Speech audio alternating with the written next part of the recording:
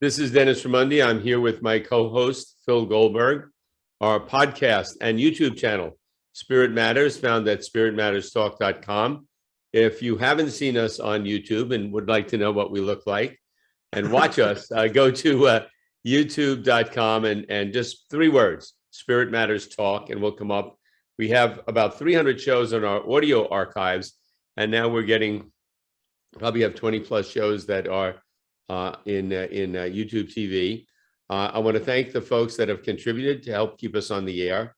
And if you want to continue to contribute, or anyone new wants to contribute, we would appreciate that. Spiritmatterstalk.com, you can go there for the information. And we have a real treasury of interviews. So we've had some amazing people on, about 300 of them, plus I think it's over 300 now in those archives, and they're free and open to the public. Have a fascinating guest today. The name is Paul Denniston, and he is a very accomplished yoga teacher, has had a tremendous influence on many people, and he has a book out, Healing Through Yoga, and we're going to talk about that today. And also, he talks a lot about grief and using yoga as grief, and many of us, who hasn't been through grief at this stage of life, at least for Phil and I, and Phil and me, and it's something that actually this stimulated some thought for me, just seeing when I look through the book that usually we think of grief, you go to a counselor, you talk about it, you work through it, but actually it's very deep in your body, and what better than yoga to work with that. So Paul is truly an expert in this area, probably one of the only experts that I know of in this area. So we're looking forward to speaking to you about that. Thank you for coming on. Thank you for coming on. Thank you for having me. Paul, I read a little bit about your background, and you grew up in Texas. I did. Tell us about your own spiritual journey and how it brought you to yoga and your specialization in grief yoga, if you could. Yes. Summarize that. Absolutely. You know, my father is he was a Southern Baptist minister, and he was also the president of a Black Christian college down in Texas. My mother was a Christian school teacher, and you know, challenging emotions like grief and anger were a lot of the times suppressed, or they were denied. I think that in some ways it was believed that it was a lack of faith to perhaps feel these challenging emotions. And yet I would witness my father hold his anger in, and it would become like a boiling teapot and explode, and it would frighten him and others. My mother would suppress her sadness, and I think that's how I basically learned how to deal with these challenging emotions. I would isolate myself within sadness, or I would have explosions of anger that I felt was dangerous, and so a lot of the time the anger was turned in. You know, I spent many decades trying to run away from grief and anger and loss, and I became very active. But I also knew that I was holding a lot of anxiety, and I went to yoga to help to alleviate the anxiety. And what would happen for me within that space of yoga was all of the suppressed emotions that I had been running away from all caught up to me on that yoga mat. And then there was an opportunity about how I can move with it, I can be with it. There's something intuitive about these emotions that I tuned into, that once I allowed myself to surrender to it and move with it, it really helped me to identify how much I hold on to it within my body. And as a yoga teacher, because yoga, meaning union, bringing connection to mind, body, and spirit, the heart of the practice was about compassion. And so as I became a yoga teacher, I thought, you know, what if I created an entire practice with the intention of how can we move with these challenging emotions? How can we use them as fuel for healing? Right. I have a couple, 2 quick questions. Well, one quick question and a longer question. The first is you mentioned that you had to push your anger in, you had to suppress your anger. And my understanding is that when we suppress anger, it leads to depression. And I was wondering if you had bouts of depression as well as anxiety. And also, was there anyone before you that was doing this type of work with yoga, specifically with yoga and grief? Or is it an area you've pretty much pioneered? So I think that when the anger, what would happen for me, because I wouldn't let the anger out, it turned inward and I became harder on myself than anybody else was. I definitely found a sense of bitterness and cynicism would come, and bouts of depression would absolutely come in. I spent a lot of time trying to numb the pain out through sex, drugs, and rock and roll. And so, yeah, I guess I spent so many decades trying to run away from it or suppress it that I became a little fascinated about what if we channeled it in empowering ways to allow the grief to move through. So I think I was, and as far as my opinion, here's the thing. I believe, yoga is an ancient practice. And I think people have been coming to yoga or to help with loss for a long, long time. So am I a pioneer? I think the way that I would say that I am a pioneer here is the place of really blending many different forms of yoga together with a purpose. That we're not going to get stuck in it, but we're going to find a way to empower ourselves to allow the grief and the love to move through. So that's, and I must tell you, I was looking for something that was unique and different as far as when I was creating this practice. So it's not like a traditional yoga class. We're literally blending movement, breath, and sound, allowing these postures to have a sense of flow to them, because I believe that grief needs that sense of flow and movement, or else, as I work with people, a lot of the times they feel like they're stuck. And so this is about moving with and through them. I want to know more about your work specifically with grief, and we'll come back to it. But I'm really curious about you were raised in what sounds like a mainstream or even conservative Christian environment. You moved on. You left Texas. You found yoga. How did it change your spiritual outlook, and how did your family respond? I love this question. I was raised with a very judgmental God. And I think that when I developed my own shifting of spirituality was to really allow myself that God is an expression of love. And so when I came from that place of compassion and kindness and love, that was a huge shift for myself spiritually. Part of what, so within yoga, let's say it's blending mind, body, and spirit. So part of within this work, after people move through the pain and express it, what I guide them to is a place of connection, and connection can happen within self, connection happens to others, and connection happens to spirit. And so my version of spirit is really about love, grace, gratitude, forgiveness. I think that those things that all of the enlightened spiritual leaders teach, forgiveness, compassion, tolerance, I'm a big believer of all of those. And your family?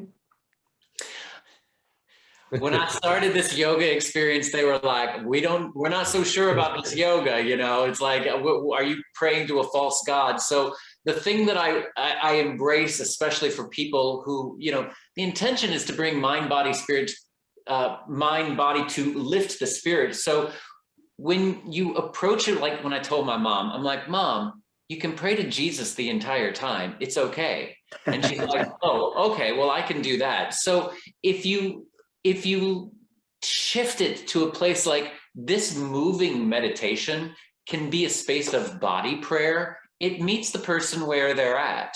And for the people who might not necessarily have those beliefs, it can just be a moving meditation to try to find more peace. But whatever your faith in your belief is, you're welcome to bring it in. The work that I'm doing is meant to release the pain to remember more with love. And so for me, spirit, God, that is to me love. Right. When you developed your healing through yoga, specifically for grief, were the positions and the movement and the breathing and the sound that you used, did you first test it all out on yourself? Were you the first one you sort of experimented? Which system? Obviously, you were trained in yoga. You have 75 illustrations in the book, pictures of specific positions. So you're very specific in terms of what can be done. And did you find once you started teaching it to others that different people responded differently, or that men maybe respond, they had certain issue, maybe our society puts more pressure on men to withhold or express grief than women. I don't know. And I'm just wondering what sorts of differences did you find? Yeah, as I tinkered with the practices themselves, I certainly would work with it, embody it. I brought many different forms of yoga and started to blend them together, whether it be Kundalini Yoga or Hatha Yoga or Vinyasa. I was literally taking movements and postures and creating specific intentions where we get stuck within grief and loss. Like, this is a movement that focuses on regret. This is a movement that focuses on anger or guilt. So it's really, I was trying to develop a practice that had specific intentions within each of the techniques and exercises. The interesting thing, I mean, a lot of women are drawn to this work because I think both grief and yoga can be a little, a lot for men. But what I have found with men approaching this practice is that when they see that there is a way of channeling the pain, whether it's through anger or fear, and moving it out in empowering ways, it gets them in it. It gets them moving through it. And it's powerful to see the transformations that can happen. And I also just want to say, I think I'm very appreciative that there's 3 males here that are talking about grief and loss. I think that, I certainly, as a young man growing up, was always taught that men aren't supposed to cry, go do something about it. So I think more men need to embrace the tenderness of loss. And so that's why I'm appreciative of you bringing me on with this. Great. Paul, one thing I've learned about grief, it seems to be in the research, is that everybody grieves in his or her own way. And that grief is very unpredictable and very individual. Do you adjust in your instructions with the use of yoga in grief? Is that also individualized Good question. Yeah. Yeah, grief is as unique as our fingerprint, and some people might isolate and hide away. Some people might want connection with and there is no one right way to grieve. And so as I have adapted this practice, here's something that I do recognize. A majority of us suppress things, whatever that is, anxiety, anger, judgment, that's pretty universal. And so when we start, the body remembers this pain, this trauma, this grief. So once it starts to move through, it allows a sense of softness to however you adapt to your grief and loss, however, it just needs to be felt. Grief doesn't take a lot of time. It just takes dedicated time.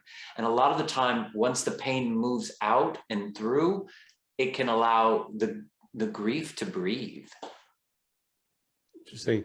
how have you been received by the yoga community in your area or anywhere for that matter? Have there been people that say, hey, this is great. Can I learn from you about this? Hey, this is some of the stuff I've done. Can we talk? Or is there been some pushback? I haven't received really any pushback. I think that many people in the yoga community understand this. And so what I have found is that a lot of people that come to me didn't really think about yoga for grief. And so they might be very new to yoga. Right. And so they were like, I never thought of this. And so let me try this. I need support and I need help. I think for those who are yogis, I think that they probably find this is an interesting approach to an ancient practice. And for those who are new, one of the universal things we teach within yoga is to approach things from a beginner's mind. And so for those who are new, I think that it helps them to identify, wow, I'm really holding on to a lot. Approaching this space with compassion and moving through it really helps me to feel lighter and more at peace. Paul, can you say a little more about how grief is stored in the body? In the yoga tradition, it talks about samskaras and vasanas, and is what we've learned from research, psychology and neuropsychology and so forth about grief and its presence in the body. Does it resonate with the ancient teachings on samskaras and vasanas, and are there specific places in the body that are involved? I think that there are things where we can identify where it can get stuck within the body. I think a lot of the times within our shoulders and our neck, we can hold a lot of tension up there. I think that love and unresolved grief live in the chest. And I think that you know, you can even see sometimes when I work with people how their shoulders tend to cave in to protect a wounded heart. I think that, you know, we can carry grief and loss within our stomach, tension and trauma. Sometimes we even feel like there's a lack of strength and power when we've experienced a deep loss. And so I think, you know, that can happen. A lot of the times what happens within grief too is that it restricts our breath. Our breath becomes very shallow, because if we were to breathe deeply, then it allows us to feel deeper too. And so sometimes as I work with people, it's like I can't breathe. And so to help them to deepen their breath and breathe all the way down into their belly helps to move through. I think even just a lot of suppressed emotion can live right within the hips. Hip openers can be quite profound with releasing. You know, sometimes there can be sexual trauma that happens within the hips. So I think that our grief is very unique in where we hold it within our body. I mean, even in just, you know, we can hold it right within our jaws, because it's hard for us to express what we want and need. And so what can happen is we might grind our teeth at night. And so it can even just live there, migraines in the head. So it definitely lives in the body. Thanks. We seem to have lost Dennis all of a sudden. He must have technical difficulties, so I'll carry on. To what extent is breath and meditation part of your grief yoga program? You've talked about movement a lot, but what about other aspects of the yogic repertoire? Right. So it's all pretty much a moving meditation. And I think that the breath helps us to get present. The breath allows us to, when I started to do meditation retreats, it was an eye-opening thing for me to see how much I wasn't being present. I was either a lot in the past or thinking about the future. So meditation helps us to become present. And working with the breath can be powerful ways to move things through. So, there can be within the breath, what I also do is I'm sometimes incorporating sound to allow the throat to open and for us to play with different ways of breathing, whether it's through the mouth or through the nose, that can be a powerful tool of using the breath to move pain through. And this is back. Hey, I'm back. We had a power out. It was very momentary, and I'm back on. So I missed a few seconds, but things happen. Should I ask a question, Phil? Yes, and if it's repeating, we'll tell you. No, I don't think it will be. My question would be Ayurvedic medicine, Ayurvedic diet, that sort of thing it comes from the ancient Vedic tradition. And do you incorporate any of that? Dietary recommendations? Do you have somebody who does pulse diagnosis, or somebody who you might refer people to if they wanted to go through some clinical treatments or whatever, in addition to the yoga? And I would think that there are many Ayurvedic clinics that would love to have a guy like you to advise them on specifically this, because I can imagine I have a friend that runs a big Ayurvedic clinic, and I'm sure if they had a program specifically designed for people going through grief, that there would be quite a demand for that program. So anyway, my question, any connection with Ayurveda? I certainly know it as a teacher. I don't have anybody that I'm working with specifically with this particular work, but I think that that's a great thing, and it kind of makes me think that would be good to incorporate this with it. At this point, a majority of what this specific work is focused on is a movement practice for emotional liberation.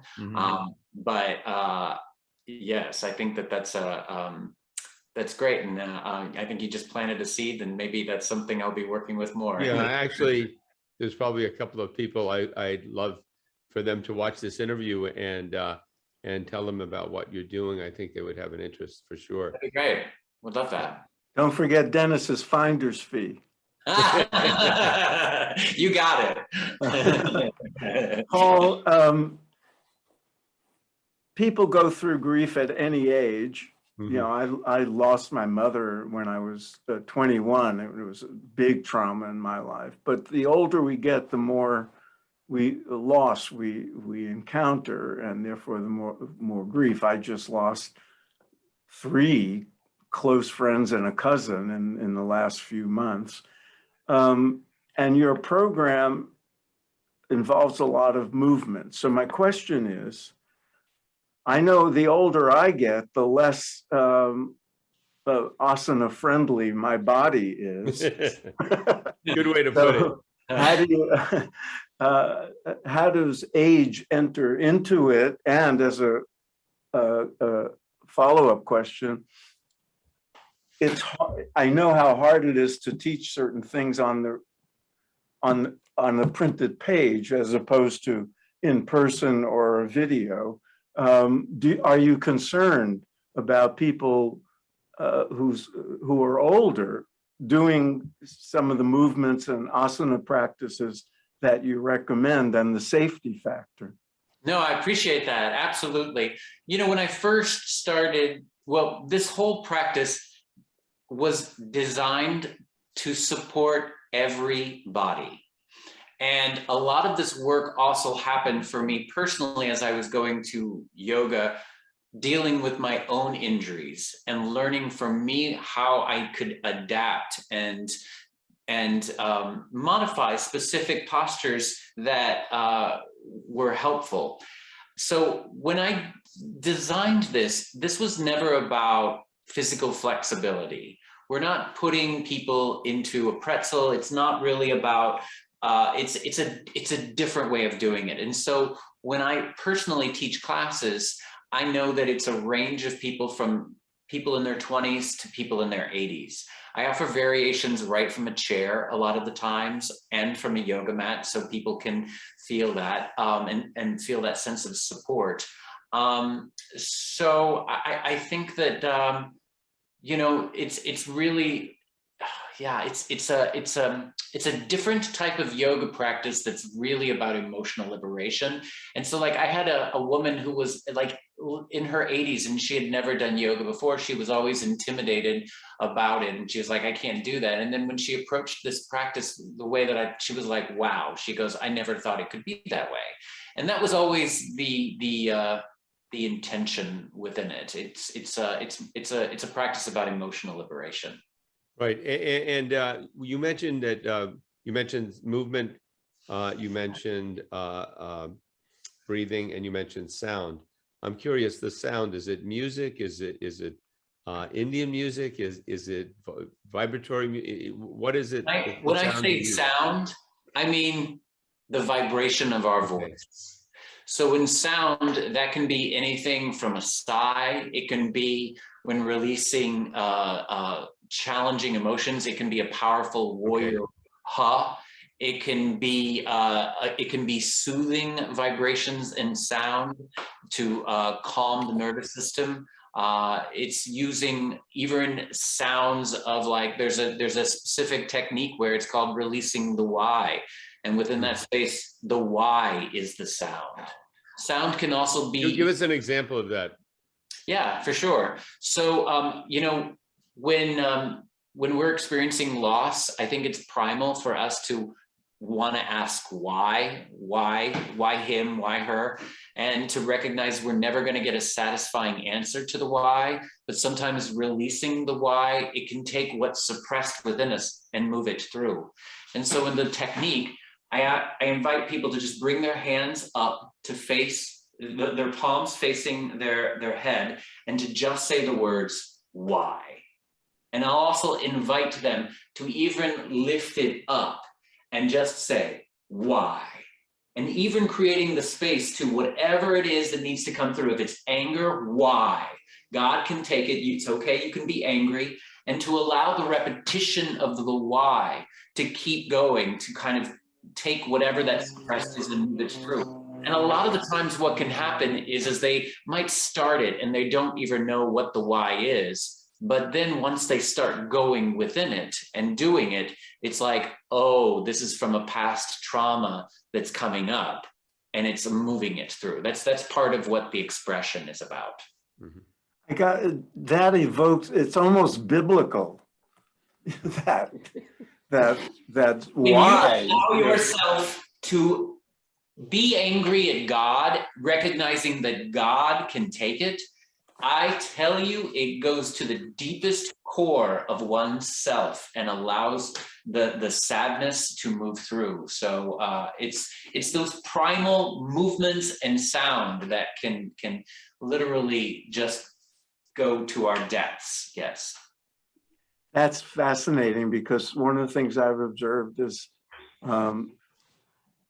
people often have that anger toward God if they conceive the universe that way, or just why anger at life for these inexplicable tragedies and conflicts, and they're afraid to express it because they think they'll be punished for doing so. Right. And so you're giving them permission in a non-religious context, which is nice. And what's happening is because they're not releasing it, the punishment stays inside of them. That's what's happening here. Yeah.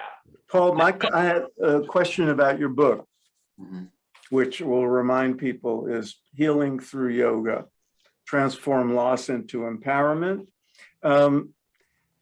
You have 6 principal chapters, and each of them is a one-word title, which suggests that there's a kind of sequence or categories of work that you're doing: awareness, expression, connection, surrender, evolution, transformation.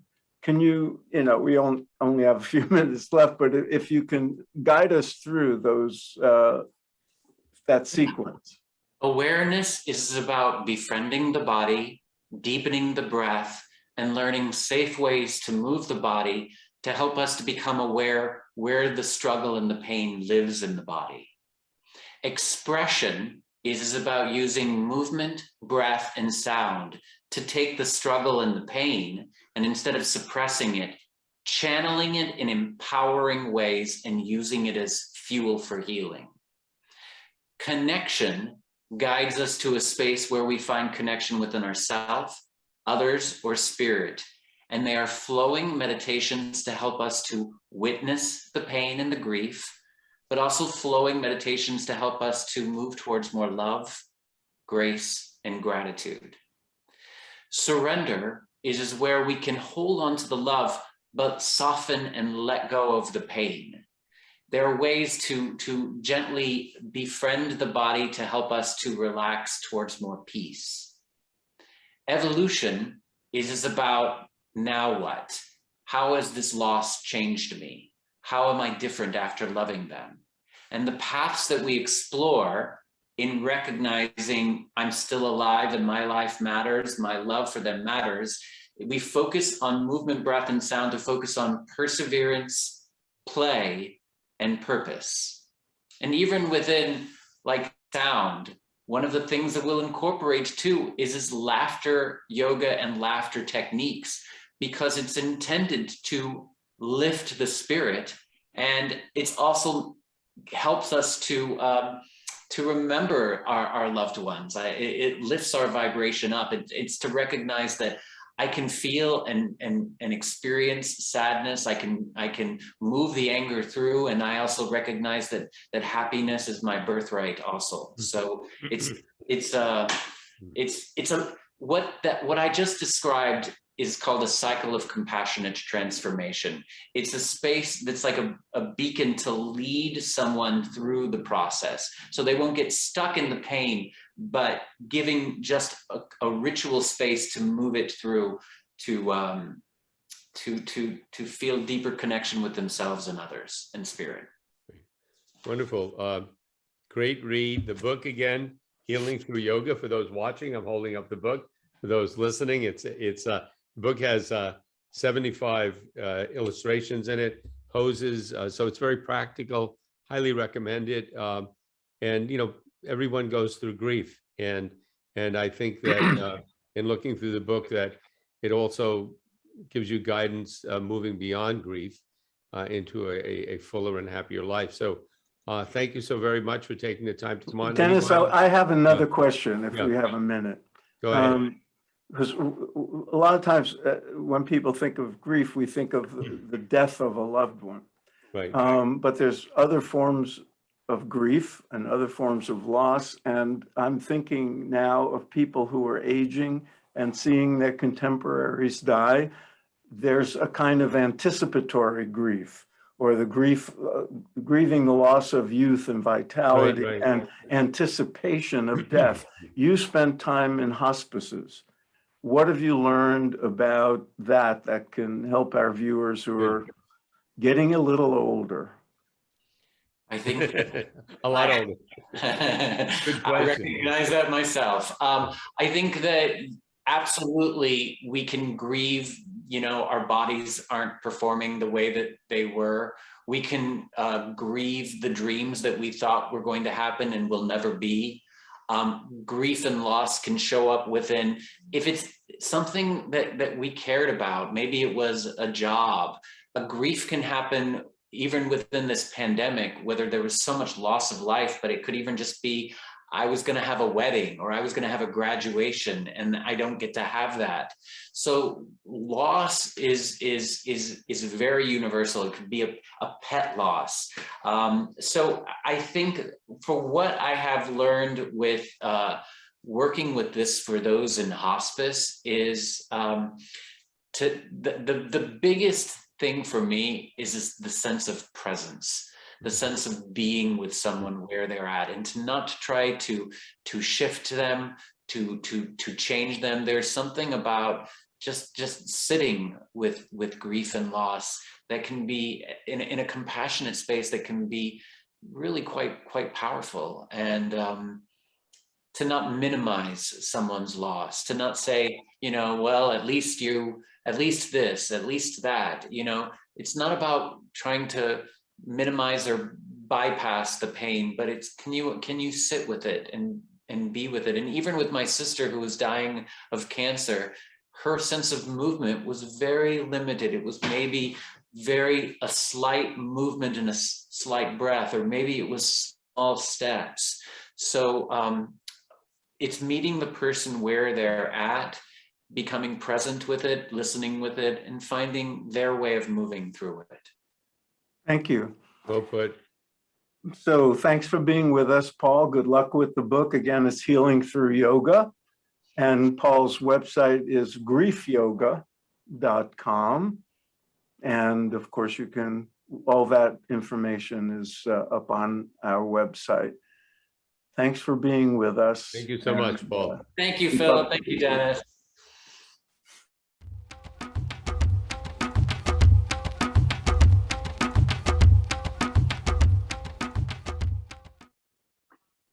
Phil, that was, we do a lot of interesting stuff, but that was super interesting because obviously I know that when people experience grief, they'll tell them to go out and take a walk. They'll tell them to go out and listen to some nice music and all. And I never thought of it in association with yoga, specifically dealing with grief, but obviously he's on to, it's probably been done before, but he's the first person I've heard that's really kind of specialized in it. And I know, and like you said, at all stages of life, but especially at certain stages like where we're at, you're going to encounter losing people, friends, family. And, we've lost our parents, we've lost our grandparents, we've been through a lot. And it's more tools you have to deal with it, the better. And I think he provides some very good tools. Yeah, and I know there's been a lot of research on how trauma is stored in the body. There's a tremendous amount of work being done on trauma, and there's yoga teachers and people doing work calling it or in reference to trauma. So this is a variation of that. I know there are psychotherapists who work with the body, not just Right. the mind and emotions. So he's onto something, I'm sure, that's very useful, and from what I hear, can be very effective. Right. It's fascinating the different ways that all the many variations of yoga find expression, and people find special uses for them. Right. I would think yoga masters like Iyengar, if they had been asked about, I'm going through grief, how to deal with it, I'm sure he and others of his caliber would say, okay, do this, this, and this. They're familiar with all areas. And probably a lot of people that have been seriously teaching yoga, especially if they come from a tradition, would have tools to deal with specifics like that. And I also think I mentioned to him, about I have friends that are involved in Ayurvedic medicine, Ayurvedic clinics, that having a specialty in the area of yoga and grief would be quite a powerful tool to have. And yeah, it goes deep into the body. And there are a lot of people that don't recover from grief. Their spouse passes, and shortly thereafter, they go. Their bodies are just, his work and work along those lines is very needed. And it's also interesting with, to the extent that grief involves, as Paul said, grief can take many forms. We grieve different things, different kinds of losses. Right. But death, of course, is one that's universal, and that we'll all experience. And one of the things that's interesting about that, thinking about yoga tradition in the largest, largest sense of the word, not just the physical practice, a lot of yogic traditions deal with death very explicitly. They have, forms of ritual and practice to get people to face the inevitability of death and to look death in the face. There are lineages that take students to the cremation grounds as part of their yogic training, part of their spiritual practice. There's people who keep skulls in their meditation room to remind them of the where they're headed, transient nature of this embodied life. And so there's many approaches to this, and at the very least, the yogic tradition doesn't and doesn't sort of countenance the suppression or denial of right. of this. And probably it's much more so in our culture. We live in a youth culture. It's all about life. Somebody was saying in the 19th century, if you read poetry, there's a lot more theme of death than in the 20th century, 21st century. Yeah, the other thing I was thinking was medical doctors. Obviously during COVID, they're going through a lot of this, but you need to have a certain level of detachment because you're losing people. I knew an oncologist. He was a friend of a friend and a really wonderful fellow, but his problem was he took his cases way too personally. He had a lot of depression.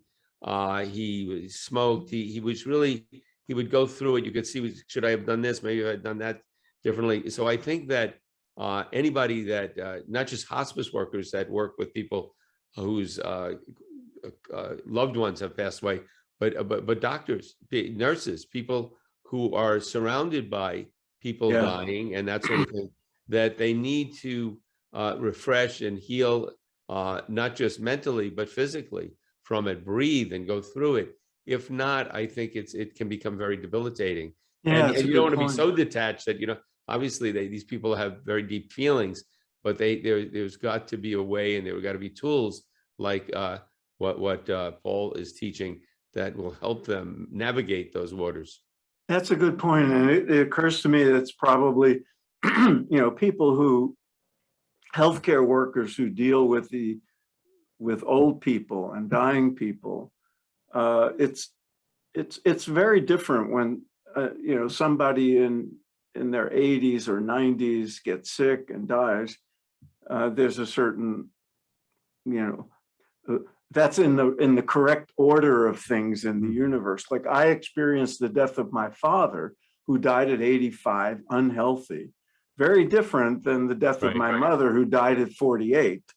There's a certain tragic element. So doctors who might lose a patient who's young, a victim of an accident, where the attempt to keep them alive is much more intense, and where you can second guess yourself if it doesn't go right. You're probably, really right about that. So. Well, anyway, it was a new area. It was really well presented, and something, again, the book, if you're watching, here it is, Healing Through Yoga. And if you're listening, that's the title. And if you are listening or watching, do us a favor, hit the subscribe button.